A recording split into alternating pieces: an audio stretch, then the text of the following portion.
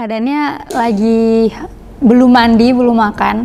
Terus sempat ditegur temen kayak, kok belum siap-siap. Terus mikirnya kan nggak ada maklumat apa-apa, nggak ada pengumuman apa-apa. Jadi untuk apa siap-siap gitu. Terus ternyata beberapa menit kemudian ada maklumat kalau misalnya 5 menit lagi ada perkuliahan. Akhirnya ikut kuliah waktu itu dalam keadaan belum mandi dan belum makan.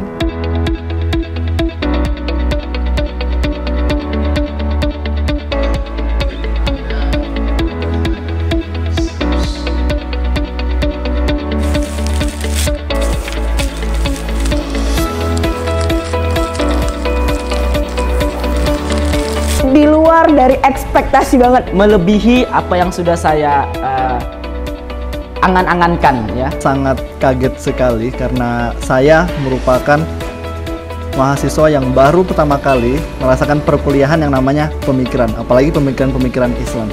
Masya Allah, ini melebihi ekspektasi sebetulnya karena banyak sekali bonus yang didapatkan dari perkuliahan di program kaderisasi ulama. Di luar ekspektasi, karena mungkin di luar kita sebagai santri itu terlalu dinyamankan sih sebenarnya dengan keadaan, dan faktanya banyak tantangan pemikiran di luar ini.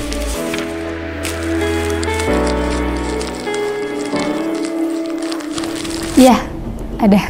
Kita kira ada kuliah doang, rupanya ada resume.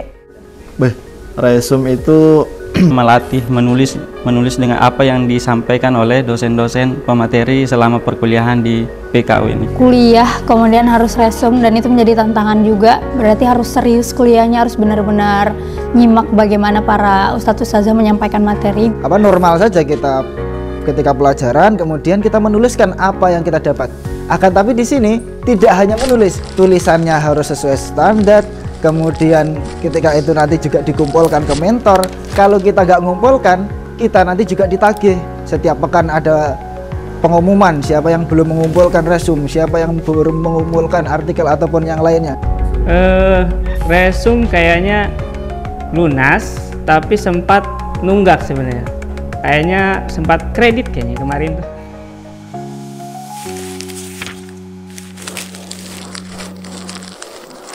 Didadak udah biasa sih. Dididik dan didadak berarti dipaksa bisa.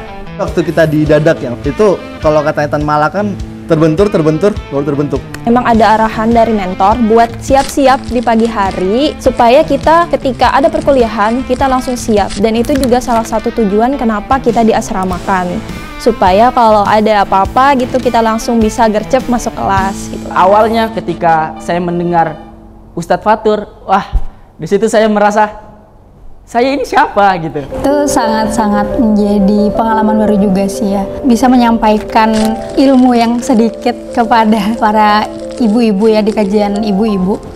Menyentuh hati banget gimana ilmu yang sedikit itu, tapi para jemaah ibu-ibu tuh benar-benar antusias datang dan mendengarkan apa yang kita sampaikan. Ibu-ibu tuh ngajarin banget kalau misalnya gimana kita bisa bahagia dalam kesederhanaan gitu. Walaupun jadi mahasiswa tapi juga harus jadi seorang ustadz yang lisannya, yang disampaikannya itu benar-benar sesuai dengan apa yang kita sampaikan gitu. Terlalu banyak untuk diungkapkan oleh kata-kata ya. Suka duka di PKU mungkin yang paling kerasa ketika udah kurang daripada 100 hari menjelang perpisahan itu kita kayak mendadak jadi mellow gitu. Jadi karena mungkin cuma 6 bulan ya, tapi rasanya tuh kayak dipertemukan dengan teman-teman yang lama gitu. Jadi Masya Allah karena dipertemukan dengan orang-orang yang sevisi, sefrekuensi, itu rasanya kayak mendapatkan teman lama yang dipertemukan kembali. Seperti gado-gado ya, ada kocaknya, ada gokilnya, ada serunya, ada tegangnya. Itu semua saya kira menjadi kesan pribadi ketika dosen-dosen itu memberi feedback atau diskusi yang memang terbuka, bukan hanya pada saat perkuliahan, tapi ternyata dilanjutkan pada saat setelah perkuliahan, bisa dikontak kapanpun, bukan hanya pada saat berada di Unina Gontor, tapi di luar Uninda Gontor, beliau-beliau guru-guru kita tulus mengajar kita, ikhlas dengan keterbukaannya, bisa berkomunikasi baik via chat, Zoom maupun telepon. Ya pasti setiap perjalanan menuntut ilmu itu pasti punya duka. Bahkan dari cerita-cerita teman-teman kita yang gimana mereka bisa sampai ke PKU. Oh ternyata ada yang sampai menggadai harta bendanya, ada yang sampai harus ya meninggalkan istrinya, dan ada teman-teman yang juga ya sampai harus kehilangan kerjaannya. Ternyata banyak di antara teman-teman kita yang nggak mudah buat sampai sini. Saya baru pertama kali merasakan namanya diskusi atau membicarakan pemikiran itu tidak hanya di kelas, di kamar, di dapur, di jemuran, di tempat lain, di masjid dan sebagainya. Ditanya kapan ya 24 jam, bahkan 25 jam sampai 26 jam. Selalu membahas tentang pemikiran, selalu membahas tentang hal-hal yang sifatnya penting. Every time, every condition, and every situation. Saya pun juga tidak jarang menemui teman-teman yang mereka itu misalnya begadang sampai malam, ternyata mereka ya ada sih mungkin bercandanya, tapi juga tetap ada selingan diskusi tentang pemikiran. Kemudian ketika makan itu juga membahas tentang pemikiran, di kamar tidur dibahas, dan ini menunjukkan bahwa milieu keilmuan di PKU ini sangat baik sekali. Kayaknya kita tuh kayak spons yang menyerap semua ilmu yang ada di sini, nggak cuma tentang pemikiran, tapi ada kajian turos juga, terus ada keteladanan daripada para guru dan kiai yang bisa kita ambil ilmu dan hikmahnya. Milieu pemikiran Islam di PKU kebentuk banget dan beda banget. Sampai ada istilah utopia dakwah keilmuan itu jadi nyata gitu.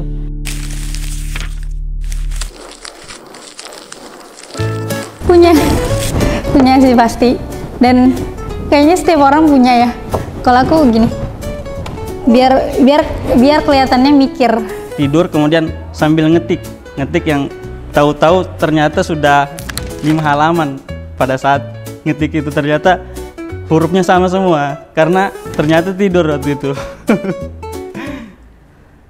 Kita tuh minim sekali waktu istirahat. Jadi kalau misalnya di perkuliahan, kadang ada yang terkantuk-kantuk, kadang ada yang tertidur-tidur, tapi itu bagian dari jihad sih. Dan salah satu mentor juga bilang, kalau misalnya ada yang terkantuk-kantuk, yang tertunduk-tunduk, itu masih mending, artinya kita masih menahan untuk nggak tidur gitu.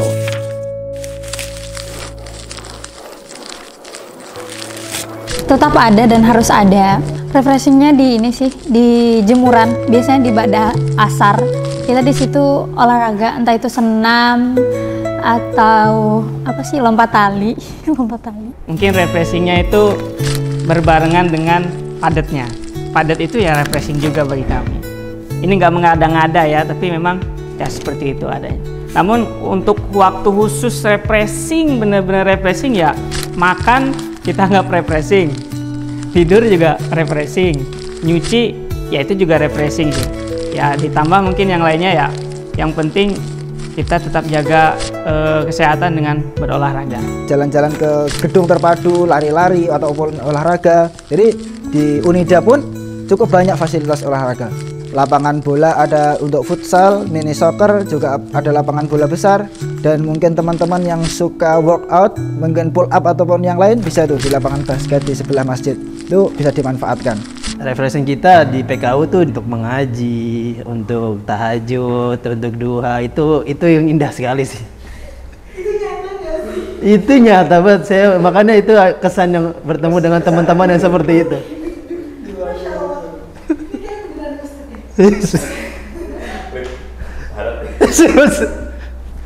Ini serius loh.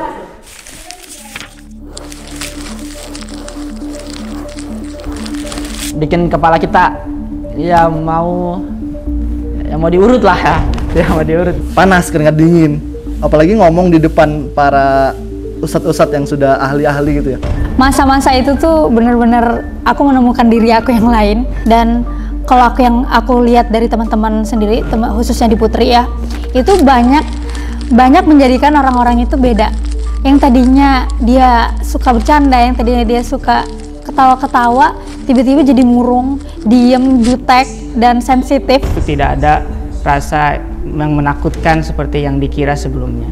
Ya memang apapun itu akan terasa menakutkan sebelum dilakukan. Ada beberapa di antara teman-teman yang ini first moment banget bisa punya conference yang seperti itu. Yang sampai dia nyiapnya sampai gemeteran. Sampai ketika Hamin sekian jadwal buat dia tampil itu sampai sujudnya panjang banget teman-teman. Pada saat saya dijadwalkan di awal-awal PCN itu sudah dipasang poster PCN-nya, kemudian gugur.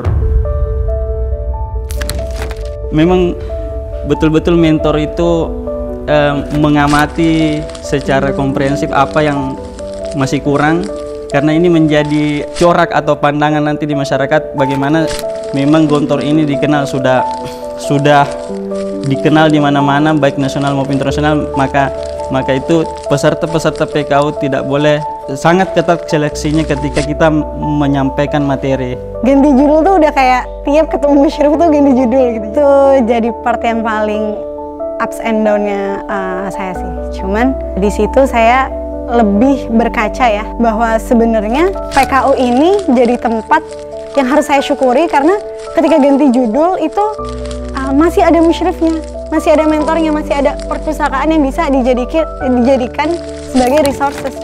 Gimana kalau kita di dakwah nyata? Nggak ada yang jadi mentor, nggak ada yang milihin judul, dan nggak ada yang mengkonfirmasi apakah pemikiran kita tuh bener atau enggak. Jadi PCN jadi bagian tersulit tapi mungkin bagian termanis ya.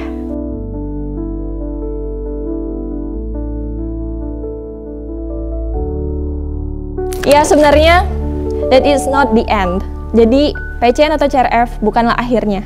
Kalau kita bilang itu gerbang pertama, ternyata berikutnya itu ada lagi yang jauh lebih menegangkan.